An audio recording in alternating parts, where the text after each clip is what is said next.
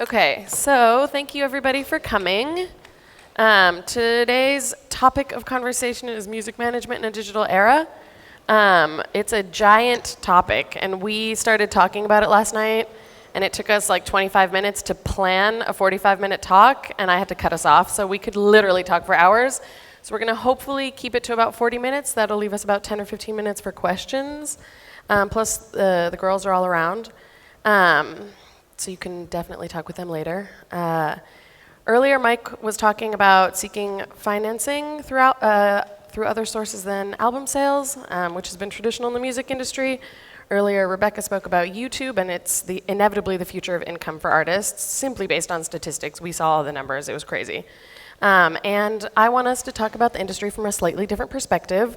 We're a group of women that make up the support team for artists, that work around them and do things for artists. And so I want to talk about that today. But first I wanted to introduce all of these lovely ladies. We have Lizzy, who has been working in management at Red Light for over 5 years in the UK. We have Rebecca over here, who presented earlier today. She's the CEO and founder of Leica Network. She presented earlier on YouTube. We have Soraya, who is an industry veteran who is responsible for the meteoric rise of both Above and Beyond and their labels Ajuna Beats and Ajuna Deep. We have Sofia, and also something cool, in 2015 Music Week in the UK, Soraya was featured as one of the 30 music executives under 30 within the industry worthy of accolades, so congratulations. And we have Sofia, who launched her own PR agency this year called Float PR, and previously was working with Erase Tapes and doing in-house PR and marketing managing.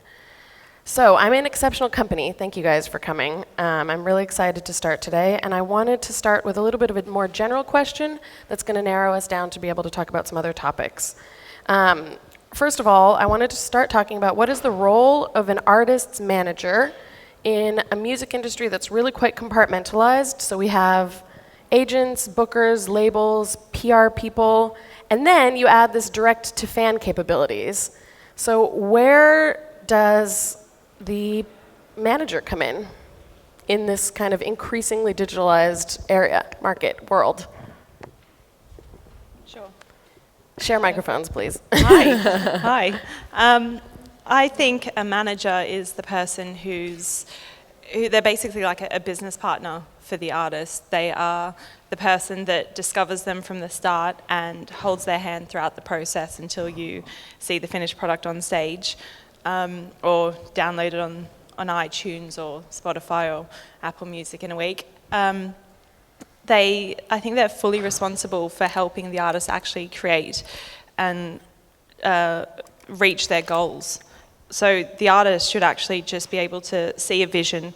The manager should be able to see the same vision, and then the two of them together should be able to help each other achieve that purpose. And I guess when you talk about people like the agents and the labels and all those auxiliary people, they're also there to help find that goal, but they don't believe in it the same way. Like an agent cares about the sales, the bottom line. They want the most money for the gig possible.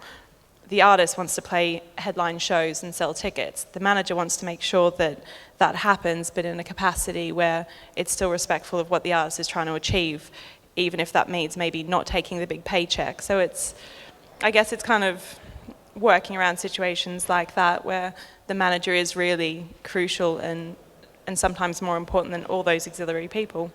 You touched on, I wanted to ask Lizzy exactly, because you touched on pay. Mm-hmm. And in your experience as well, working as a manager, which you have been doing for a long time, I suppose, how has your role been changing in the past few years? Have you seen, like, at least from my observation is that with a band that I split up with, for example, I kind of became obsolete because I wasn't necessary. We hired all the people that they needed, and I didn't have enough income for it to be worth it for me. Mm-hmm. So how does that work? What do we do? I mean, everybody's talking about these new forms of earning money, but there's a lot of them also have kind of eliminate the need for a manager because you can directly collect from companies like yours, for example. I think something I've noticed definitely in the last kind of 2 to 3 years with Spotify and things is that there's been kind of a lot of conversations with artists I've worked with to convince them that Spotify and things like that can be a good thing. And actually, they are making money from it. And they're often making more money from Spotify than they are from downloads on iTunes and other download services put together. So it's changed in the sense that it's not just people working on kind of our side of the industry, but it's been convincing the artists as well that actually things are changing in that sense. And something I just wanted to kind of say as well, in the role of a manager, something that I really kind of believe in is that, like Soraya said, you're kind of a business partner, is I feel that we're kind of there to help the artist with all these big decisions they have to make when they get these offers from labels and agents and whatever, that we're there to kind of help them make those decisions in a way that makes them have longevity in their career rather than just kind of quick, peaks in it. That's what I'd say. Cool. I think it also comes down to scale. When you're a baby act, you have about half a dozen people contacting you in a day. Mm-hmm. When you're starting to sell millions of records, you have 12 people at the record label, you've got your digital marketing guy, you've got your social media guy, you've got your product manager, your A&R, your senior A&R, you've got a gazillion people there. Plus you've got everyone else on the other side, agents assistants, management assistants. When you get to that stage where you've got that many people involved in one act, an artist can't deal with it because their job is to be in the studio making music. So that's where an artist manager becomes more important than the rest of the team, because they facilitate and kind of filter through all the crap and basically say, right, decision X, Y, Z, rather than 30 people contacting them to get to that point. Mm-hmm. So, go ahead. Do you want to add? Yeah, no, I just wanted to say from my perspective of working within a label, a manager is really important to manage the expectations of an artist, firstly, and also to put across what an artist wants to achieve with an album. There's nothing worse than a label or a PR company sort of going sort of headstrong into something and not really understanding what it is that the artist wants. And in terms of booking agents, it's really easy to see lots of elements in music as just people that want to sell tickets and want to make money. I think it's really important to involve people like that very early on. So if you do have an album, there's nothing to stop you from approaching a venue very early on and say, we have this music, is there anything interesting that we can do? Can we, move the stage to the center of this venue, something you've never tried before? Let's try and find a sponsor on board to help them do that. And I think similar to the OK Go campaign, there's nothing stopping a label or a manager trying to find more interesting ways of working a campaign. And I think for a manager and for lots of people in music, we all are having to change our sort of ways of presenting music because people are being bombarded all the time. So I think a big part of a manager's role is to try and communicate as best as possible what the artist wants and to try and come up with interesting ideas also. So when, in that case, because I know that there's a handful of artists in the room, when is the right moment for an artist to bring a manager on board so that everybody can be paid enough to work? I think it really varies and depends on lots of factors. I mean, I work with artists that I've started working with when they've already kind of got, say, as a kind of basic example, say they've already got 100,000 Facebook fans, but they've never had a manager. So I've come in at that stage, and I've also come in at the stage where they've had 2,000 Facebook fans. And it just completely depends on the kind of sparks of interest that they've had from industry and from brands and stuff, and also how capable the artist is of looking after themselves. Well, that's definitely a thing. Yeah, at more and more these days, we were talking about this yesterday actually, this is one of the things that came up, was that SoundCloud has become an A&R tool. So you'll find kids that upload something to SoundCloud and they get 500,000 plays on it themselves, and all of a sudden they've got an agent and they don't know what to do with the agent, and then they start reaching out to managers and they don't know what they're doing. So you're getting people at such an early stage that you're going to have to invest like 2, 3, 4, maybe more years into something and not get any return for it in the hope that at some point it will connect. But there's no right time. So, do you want to? Yeah. I was just going to say, with like a network, there's a lot of up-and-coming artists that we work with that are very pre-manager, pre-label. There's one artist in particular that I'm talking to who has 1 million subscribers on YouTube, and he doesn't have a manager. He knows more about the YouTube industry than he knows about the music industry. So, I mean, you get a lot of these kids who don't know anything about the music industry, and it's not about an album cycle for them.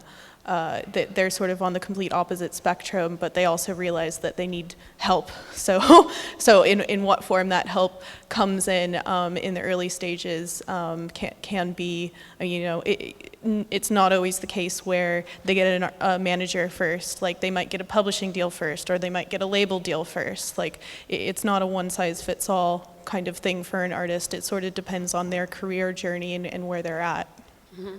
So, you guys both touched on a couple of topics that I wanted to bring up, kind of the changing ways in which you discover artists, and the changing ways in which managers are marketing their artists. That's why we're here, obviously, to talk a bit about the move into the digital era. So you brought up the idea of SoundCloud as an AR tool these days, and you brought up the idea of YouTube channels as an A&R tool. Let's talk about that a little bit. Let's talk about how things are shifting. When we were talking yesterday, you didn't even want a CD from me because you don't have a way to play CDs. I don't play CDs. I don't don't either. own a CD player. Right, Yeah. exactly. So there's a clear shift into the digital. So where should an artist that wants to be discovered be putting their material? How much of it should they be putting out there? And how much effort should they be putting into promoting all of that? And then also, I have the same question kind of from a managerial perspective, but as an artist. On YouTube, all of it. Yeah, and it All comes of it. down to Full all of album. it, everything. No. Why are you saying no? Yeah, that's exactly. Because if you upload all your content immediately to YouTube, Somebody else is going to do it for you. well, not if it's not out there already. No, I don't mean releasing pre-released Okay, I material. thought you meant just like No. blast it all up there. No, I don't mean pre-released material. So this is our. Yeah. So you're talking after an album has been released. Yeah. So let's back it up a second because I want to talk about what you mentioned first, Soraya, about the A&R aspect of SoundCloud these days. So if I'm a new artist, I've recorded a demo or I've recorded a few tracks that I think comes together as a cool EP. I want to release it. What do I do? Put it on SoundCloud. I think it depends on the act. I've always worked in the electronic space, nearly a decade, and SoundCloud for us is the holy grail of A&R. Every week I go into another A&R meeting and someone else has been discovered and I'm getting stats thrown at me about how many, like you're just nodding, like it's literally just a weekly occurrence. And it's got to the point where people buy SoundCloud plays specifically so that they can use that. People purchase clicks on SoundCloud, okay. Yeah, just so that they can use that as an A&R tool to get them discovered, because that's, I've sat at meetings with lawyers and the lawyers will throw stats at me and that's how they pick up their clients. It's ridiculous how much so that dictates more than any other music platform in our space for discovery. I think that's becoming dominant, definitely. All right, so let's say we're at the stage where we've been discovered. We have a manager, we have a label, we have an album that's release date is today.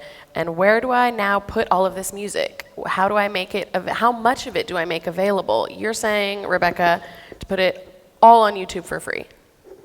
Yeah, it's not for free. Well, sorry, yes. Yeah. I'll put it from my perspective, it looks free until I come to you and ask you to monetize it for me. Sure. Yeah. I mean, there is a way to monetize it. I mean, really, if you're looking at like an act just starting out, they're obviously not going to be generating any money off of YouTube at that point. So for them, it's more critical that they're using YouTube for a promotional tool as opposed to it being the focus of making money off of YouTube. But it's about YouTube being a focus in their career in terms of, using that to get discovered, not just within the music industry. I get that SoundCloud is a big focus and an A&R tool within the music industry. But if you really want to gain mass exposure and get a fan base, then most people use YouTube. Most people don't use SoundCloud. Do you think that you have to generate additional content to go on YouTube, or can you just put album cover and a song? Like yeah, you can put an album cover and a song, and generally I recommend for all of my artists to do that whenever they release an album anyway, because of part of what YouTube is currently in a beta phase of a paid subscription tier, like a $9.99 a month kind of thing. Spotify model. Yes, and so it's a requirement that you have all of your content up on YouTube anyway. The thing is that YouTube will do it for you if you don't do it yourself. And I personally prefer to be able to collect those analytics and that information myself, as opposed to it going through a distributor and getting some of the analytics data lost. So that's why I encourage all of my artists to upload all of their tracks, whether it's a still image or a lyrics video or a full-fledged official music video. It doesn't really matter, but initially on release date, it needs to at least be like an album cover video. Okay. God, the idea of a lyrics video is just like cringe karaoke. So then I'm at the stage where I'm thinking, all right, I put up all of this stuff on YouTube, and I want people to listen to it widely. All of my stuff is on all sorts of streaming sites. What do? I have a billion options for how to promote myself. What? Yes, exactly. This is something I want to hear from Sofia. I come from completely the opposite spectrum. For us, SoundCloud and all these things don't really sort of isn't a factor for us. Live performance is a factor for us. If someone can't perform live or show that they can do that, then sort of our interest isn't as strong as hearing something on SoundCloud. But I would say in regards to uploading all your music or whatever, I don't think there's one sort of perfect way for any one particular artist. For us, we definitely don't upload to everywhere, and we try and keep control. And in that way, we've been able to negotiate better deals with clients like Spotify, who recently created for us, in support of our campaign, a Piano Day playlist where they added 88 tracks, which we never would have got if we hadn't uploaded. If we'd been in the position where we were uploading everything, we wouldn't have then been in their office and them asking us, why is your content not on our platform? Not that that's the reason why we did it, to try and get in that position, but I wouldn't say there's one. It's quite hard to say like there's one rule for every particular artist. And I'd say that a lot of fans these days are asking for more live, and they are asking for more physical interaction with their artists. There's so much you can do, like events where people can come and just have a Q&A with the artist. Like, I think there's definitely a change in the industry right now where people are moving more to physical. You see it in sales, and you definitely see it in ticket sales and people wanting to see more performance and having more of an interaction rather than just all sort of digital. That seems kind of interesting and ironic in an era when we have so many digital tools at our fingertips, that it's also similar with the kind of the re-rise, I guess, of vinyl, the re-popularity of vinyl again, that people want to actually, they're not satisfied by receiving a tweet from their fan, they want to actually shake the hand of from their artist, they want to actually shake the hand of the artist that they love, right? That's funny. But what I wanted to come back to then a little bit is this idea of, as a PR person, or as a manager who's working with an artist that has my stuff up everywhere, where do I go with it all? What are the best channels to promote the music that I've already put up onto the internet? Where do I promote my shows? How do I do this? We started talking yesterday, like my instinct as a manager is to hire a PR company to do it, depending on the territory that I'm in. So in the German territory, I would hire a PR company. In Poland, I do it myself. You talked about yesterday how Fortet no longer hires PR companies. So there's a whole, you talked about how Fortet no longer hires PR companies. So there's a whole different kind of, several schools of thought on how to do this. What are your guys' perspectives? Something I would say is kind of going back to YouTube again, because it is an incredible tool, is you can promote all aspects of your career just through something like YouTube. So say you've got a fan watching your video. It can just be a kind of pack shot video, it doesn't have to be a proper video. And you've got all these tools at your fingertips now with annotations you can put on videos, just simple stuff like that. So you're watching a video, halfway through it comes up with a little speech bubble saying, click here to buy tickets for my next show, targeted to your area, so in London or whatever, it knows where you are. And that's it, one click, you can buy a ticket to the show. And that kind of translates then straight from the digital content through to actually making some cash and a physical kind of meeting of the fans. Also, something I'd say is, something I love is when you've got your own artist store, say run through a company like Sandbag or something like that, and selling your own tickets rather than going through Ticketmaster or whatever, when you get your own allocation as an artist, if you're in kind of that world, is the whole upselling thing, buy this ticket for my concert, and why don't you buy this limited edition vinyl that I've just done as well, it's an extra 10 quid or something. That's the kind of thing I find really useful and really works. Okay, so what other kinds of social media should artists be focusing on? Anyone? Sure. I feel like I'm hogging the microphone. We go on, all my artists are basically on every platform. There'll be ones that stand out more than others for every artist. SoundCloud, YouTube, Instagram's becoming really popular. Snapchat, I'm Snapchat, still working on figuring out how to use bloody Snapchat. Yeah. I don't understand it. I thought it's only the teens, but I guess not. Last Friday, we premiered a new track for one of my acts, Delta Heavy. We premiered it in Austria on a stage using Periscope. And so we had the label supporting it, the festival supporting it, everyone was doing it. They put contribution financially towards promoting it all through Twitter and Periscope. There's a lot of options now. It's not easy to just pick one. You kind of have to spread yourself across a bunch of them, and then maybe hone in on the ones where you know that your fans are just a bit more prevalent. But that's an insanely time-consuming task. It takes forever to post. We have one everywhere. person in the office who is just dedicated to social media.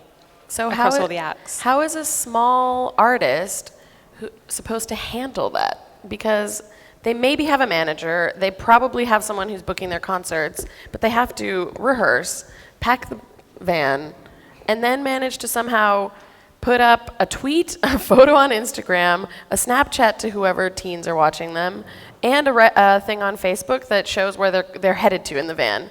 That's like an hour and a half of work, and then you have to get in the van, travel for 7 hours, get out, unpack, sound check, and do it all over again, because then you have to tell people that you arrived on 50 different social medias. What do you do? How do you handle this?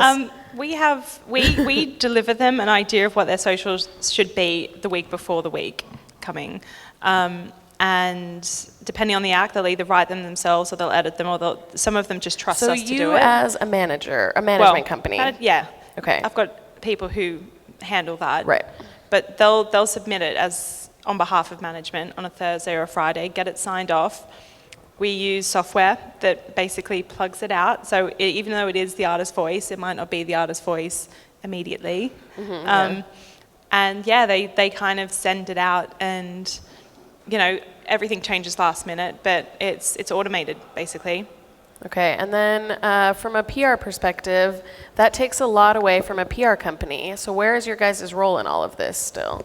I don't see that it takes anything away. No, I mean, what an artist, might post on a personal level of arriving at a show isn't something a PR person can do or wants to do either. From a PR perspective, it's more you're sending them content of any sort of press that they should be posting, because that's the least thing that an artist is interested, I find, most of the time, wanting to post a review.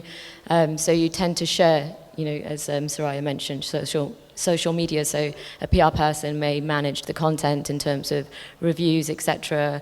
A promoter might also get involved and do sponsored posts. I don't think social media needs to take as long as you're saying, like an hour. Definitely not. If you do it through the right software, it can be very quick.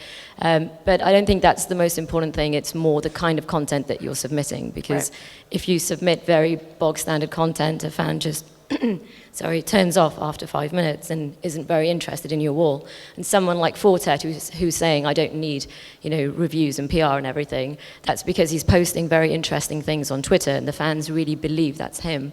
And they sort of, he does post on other things, but Twitter's his thing. And I think for a lot of artists, you tend to find one platform that becomes your thing, and whether it's Snapchat or Instagram. But it definitely should never be something that's like the center of your career or the focus. Is just a nice thing that you do as part of anything. And you can always obviously do much more interesting things, like upload 15-second videos of a certain track and a corner of a record cover and build suspense in that way. There's lots of interesting things you can do.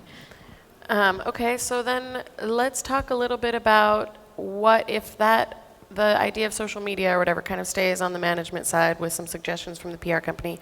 What becomes your guys' role as a PR company? What do you do? Do you focus on, and how much, how do I want to ask this differently? In my experience, I have seen a lot of money go into PR and very little come back. And so artists get really turned off by the idea of hiring a PR company. And I'm wondering, what kind of work do you see as your guys' role? How much do you guys invest in an artist? How long-term are those relationships? Because it's really hard to kind of have a long-term relationship with a PR company. I've never experienced that. Yeah, I mean, from my perspective, all my clients are from when I first started PR, which was 4 years ago. And I'm definitely very much focused on working outside of the box, bringing in sponsorships. Like, for example, this year we launched Piano Day worldwide, and we did a campaign where we had pianos brought in through sponsors into all the record stores so fans could play on them. I think as a PR company, you need to adapt and change and think of interesting things beyond just trying to get a review. Especially these days, reviews are very short, and sometimes you read them and you see a great score and you can't even find one line that actually is given any sort of critique on the album. And I think a lot of artists have been turned off as well by reviews, etc., although they are essential to get you shows.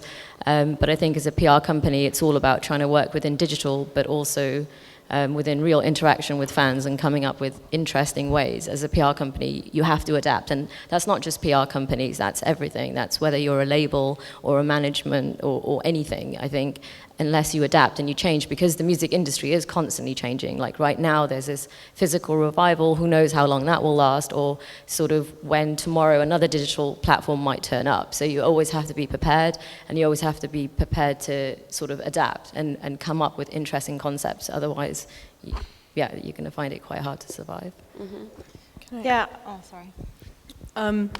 Just one sort of anecdote to share. I met a band who they actually had 2 Facebook pages and 2 YouTube channels. One where they bought a bunch of likes and subscribers and views, and the other one was just their normal fan one that they had. They sent. Did they provide the same amount of content to both? Same kind of content? I never actually saw it, so I can't say. But I guess it would be similar. But they sent the one where they had bought all the views and likes to promoters so that they could get gigs in London. Like that was because they were contacting promoters and being like, can we get a gig? And they'd be like, oh, no, you don't have enough views on YouTube. So they bought it, and then they were able to get gigs. So, I mean, that was one way of sort of thinking outside the box. Yeah. Did you want to say something? Yeah, well, I was just going to further to the point about PR. The thing that we struggle with hiring PR people is after about a year or so, we end up just having the same features over and over again with a lot of the same blogs or websites or broadsheets. And so we naturally just have to shift on to someone else just so we can open up to a new audience. For the most part, most of my artists they do at least I'd say 5 releases a year. Well, for electronic music, that's kind of normal-ish. And so, but by the time you've gone to the end of 5 cycles, you've hit up everyone, and you naturally just have to move on. I don't know if you find the same.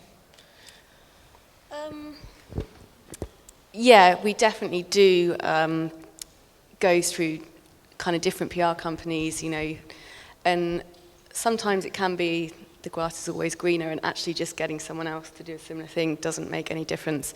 But it's totally like what Sofia says. It's thinking outside the box these days in all aspects of your career as an artist, not just in PR, but everything. You have to kind of promote yourself and things you're interested in, and not just your own music.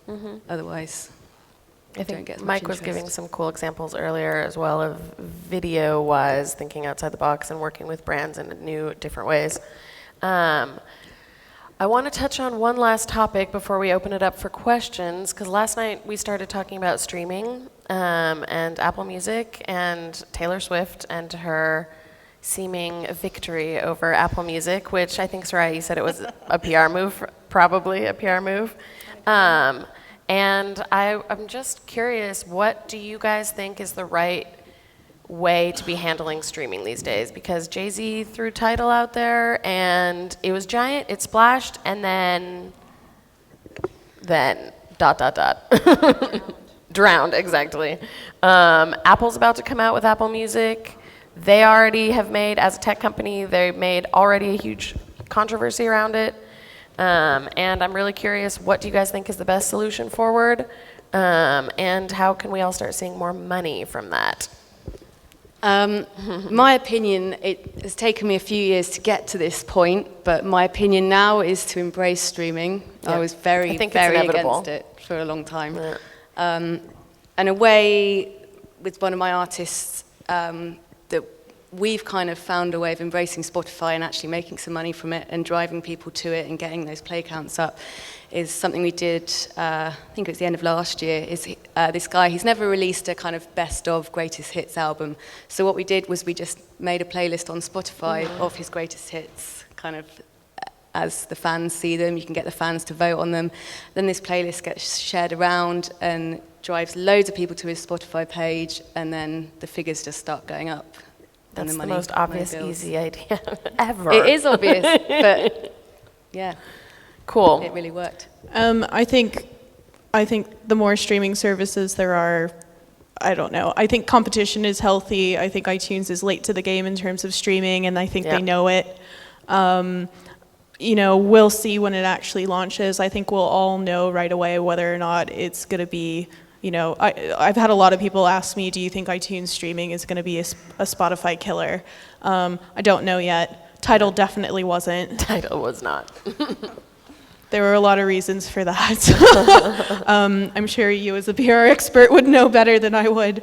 But it's a really interesting year to see what's going on. I think to a certain extent, it's interesting that YouTube is constantly like the elephant in the room. Like, it's a streaming service, but it's not really. And it's like, you're making money on it, but then you're not really. So, I mean, yeah. Soraya? Yeah.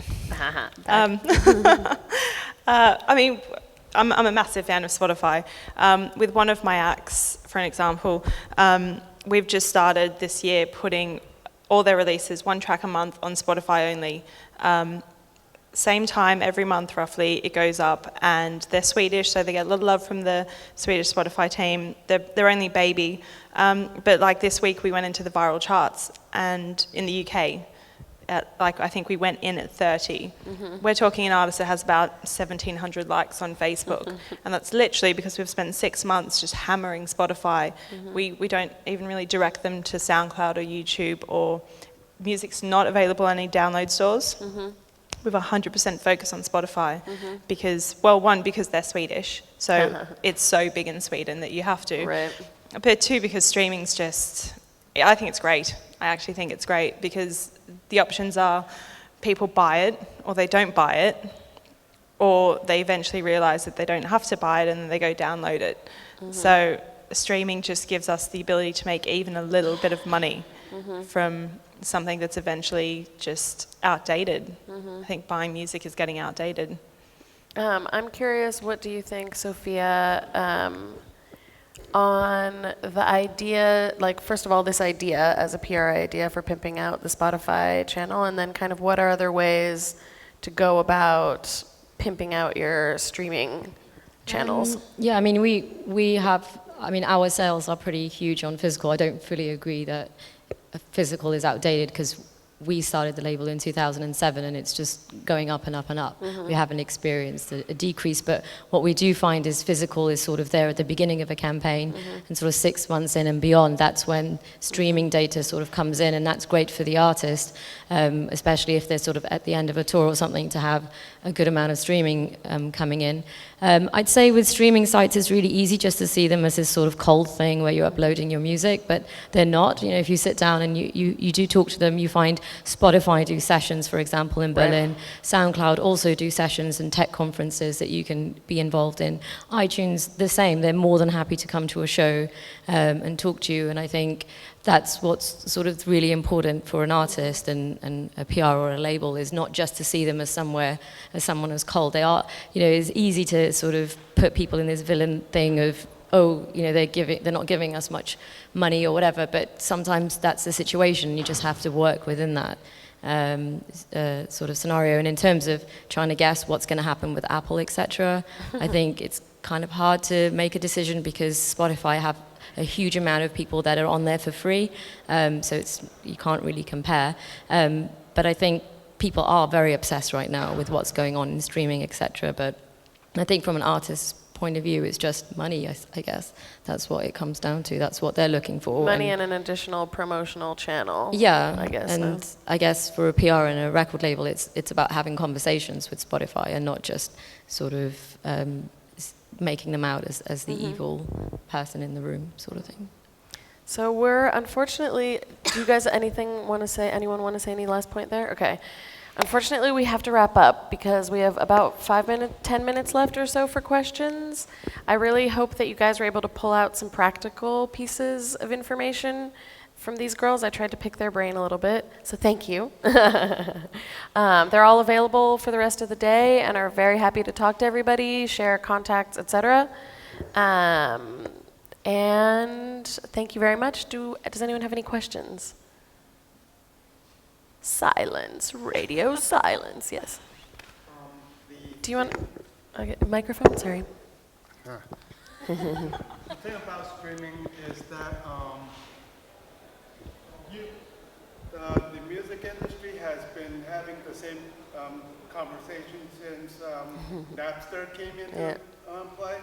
And I was speaking to people who were working with Britney back then, and they said that the thing that will get you through Napster is like, okay, how good are you at performing, right?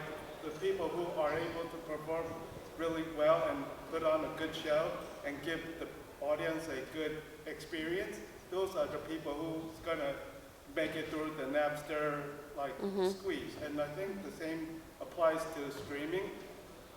But the thing about streaming is that with Napster, nobody else is making money. But with streaming, you got Spotify and Apple making money. So, you know, the artists are thinking, okay, now I want this extra piece of pop, right? So now, how do you guys get your artists through these noise? Because there are so many artists out there, and if you look at Q Magazine or New Musical Press, every week there's like 10 acts. At least. They say that you must follow, or these 10 acts are here to save rock and roll and business. So how do you get your artists? That's a good question.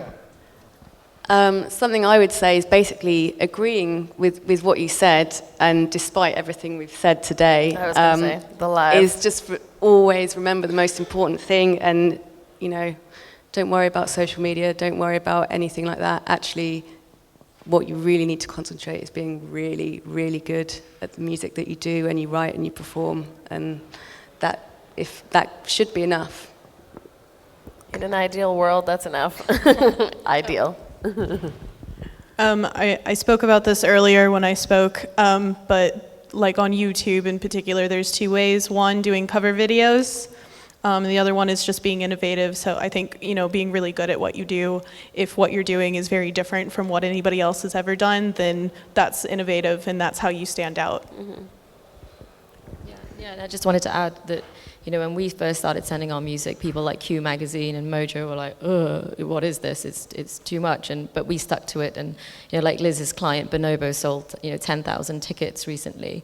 Our artist Nils, who plays on the piano, sold 6,000, and I think that's sort of showing a promise, and that the fans are looking beyond just magazines, and they are looking at live performance. It's becoming more and more important. They want to actually take off their headphones and watch. Yeah, not just listen. Because it's really easy to just dumb down a fan and see them as this person that's going to be easily convinced by a review and just buy, do everything via a click. They are intelligent people. They are people wanting physical product now, and they are wanting to come and see an actual performance.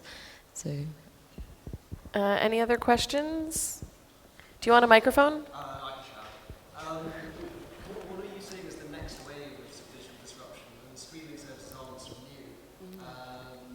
Where are the new interesting things happening? Is it micropayments and discoverability? Did everybody hear that? What's the next wave of digital disruption? Streaming has kind of been around for a while, so what's next? Something that I find really interesting, and it's not specifically, it's not that new, but it's still not that common. A site like Bandcamp's been going for a while now, but something that really interests me and I would love to see more of is the idea of fans paying what they want. You put your album up there, suggested donation, $5, £5. And I buy a lot of music in this way and then think, actually, yeah, I'm going to give £10 for this one. And I think that for me, the most exciting thing is a pay what you want kind of thing. Because most of the time, a fan will actually pay. Like Radiohead showed. Yeah.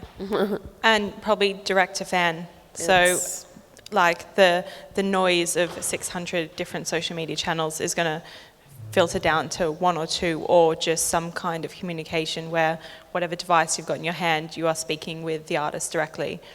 And it's going to be, I'm guessing, geo-targeted and really difficult for labels and really difficult for promoters, and really taking the artists in control of their own careers. Someone else had a question at the back? Yeah.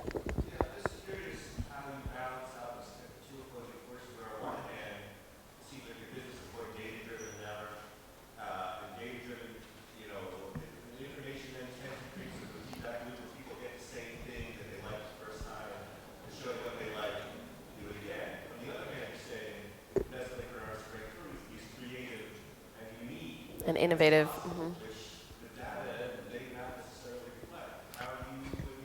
Did everybody hear the question?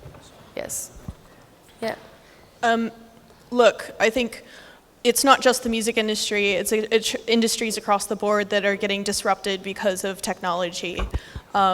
I think that's what makes working in the music industry really exciting, and there's so much opportunity. Nobody really has a one-size-fits-all solution. It no longer is it you release an album and you make money. It's maybe you get a sync on a film and you make money, or maybe you go on tour and you make money. There's a lot of experimentation. Everybody's doing everything in order to try to figure out what that one model is. I personally don't think that there will be that one model. I think it's about the fact that technology has opened it up for any artist to be able to have a sustainable career and actually be a full-fledged paid musician in whatever guise that is. So we're totally out of time now. So thank you very much to you guys, and thank you for the questions. Come up and ask these girls anything else you want to ask them. Thank you.